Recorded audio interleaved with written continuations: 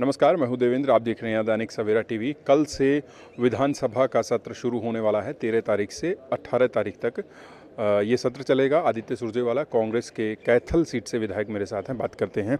आदित्य, किस तरीके से देख रहे हैं? कल सत्र शुरू होने वाला है और आज ट्रेनिंग भी है, तो कैसे देख रहे हैं आप? एक तो सबसे पहले मैं हमारे माननीय अध्यक्ष जी स्पीकर साहब हरिंदर कल्याण जी का धन्यवाद करता हूँ।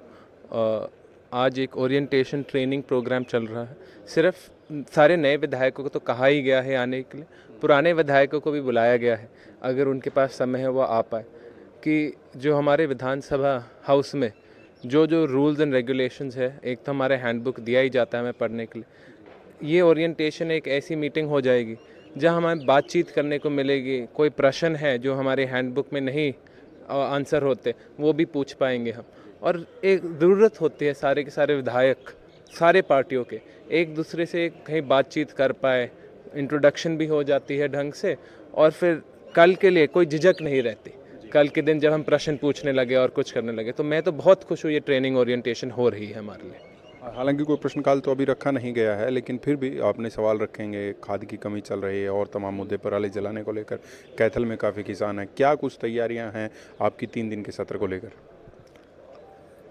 सबसे पहला सत्र है ये। सबसे पहले सेशन में क्वेश्चन आवर होता नहीं, जैसे आपने खुद बोला है।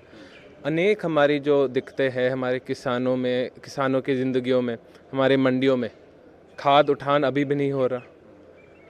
2021 में धान बेचना पड़ रहा है हमारे किसानों को। डीएपी जितना पिछले साल सितंबर में बिका था, उससे आधा बिका है इस सितंबर में। 15 लाख टन बिका था, इस बार 7.5 लाख टन बिका है। जो हमारी सब्सिडी होती थी पिछले 2 साल में, इस भाजपा सरकार ने 40% से ज़्यादा काट दी है वो सब्सिडी का बजट। दिक्कतें बहुत आ रही है डीएपी की। हम तो पूरी कोशिश करेंगे इस सेशन में उठा पाए। हमें जो 2 बिल इंट्रोड्यूस करे जा रहे, जो हाउस के फ्लोर पे आएंगे, वो इनमें से किसी से भी रिलेटेड नहीं। इससे हम सबका थोड़ा सा दिल टूटता है, हमारे किसान साथियों का दिल टूटता है। इस सबसे पहले सेशन में हम किसानों की ज़िंदगी बेहतर करने के लिए एक नया अमेंडमेंट, एक नया बिल ऑर्डिनेंस नहीं लेकर आ रहे। तो अब तो चलो बदलाव हो नहीं सकता, हम तो आवाज़ उठाते रहेंगे। मुख्यमंत्री जी को और सारे मंत्रिमंडल को कहेंगे कि इसके बारे में सख्त से सख्त हम एक्शन लें और हमारे किसान साथियों की ज़िंदगी को बेहतर बनाएं।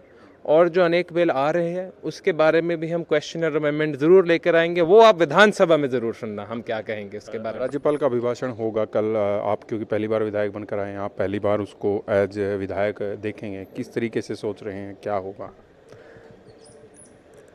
राज्यपाल का जो एड्रेस होता है, ये एक ऐसी चीज़ है जहाँ सारे विधायक बिना पार्टी देखे, बिना उम्र देखे, सब हमारे राज्यपाल के सामने बैठते हैं और जो हम सोचते हैं, जो हमारे सपने हैं हमारे प्रांत के, हमारे हरियाणा के भविष्य के लिए, सरकार के रोड मैप के साथ राज्यपाल काफ़ी बार एक जो सपना होता है, जैसे कभी कभार आप प्रधानमंत्री का भी एड्रेस सुनिए, एक सपना होता है कि हम क्या सोचते हैं अगले 5 साल नहीं, अगले 50 साल में भी क्या होएगा, वो भी सुनने के लिए आ रहे। और तो हम देखेंगे ही अगले 5 साल का जो रोड मैप इस भाजपा सरकार ने सेट किया है, हमें 1 साल क्या 6 महीने में भी पता चल जाएगा इस रोड मैप पे चल पा रहे हैं या नहीं। और सारी कांग्रेस पार्टी, सारी ऑपोजिशन एकजुट होके इस भाजपा सरकार को बोलेगी कि हमें किसान साथियों के, हमारे SC BC साथियों की, हमारे गरीब आम आदमी के लिए, छोटे दुकानदारों के लिए, हर एक 36 बरादरी के हर एक साथी के लिए काम करके दिखाना है। और अगर ये रोड मैप उसके हिसाब से काम नहीं कर रही, तो इसकी खिलाफत भी हम ज़रूर करेंगे। आप एक होने की बात करें, लेकिन नेता प्रतिपक्ष अब तक नहीं चुना गया है कांग्रेस का, इस पर क्या कहेंगे? यह वही भाजपा सरकार है जो 1 नेशन 1 इलेक्शन बोलती है हम करना चाहते हैं, लेकिन हरियाणा, महाराष्ट्र और झारखंड के चुनाव पिछले 2 बार से एक साथ हो रहे हैं। इस बार उनने अलग कर दिया। अलग क्यों किया? आप भी कारण जानते हो, हम भी जानते हैं।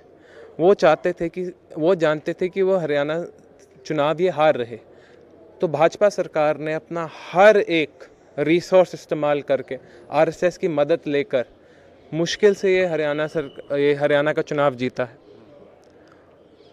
और फिर आज वह भाजपा सरकार और कांग्रेस पार्टी दोनों महाराष्ट्र और झारखंड के चुनाव में व्यस्त हो गए।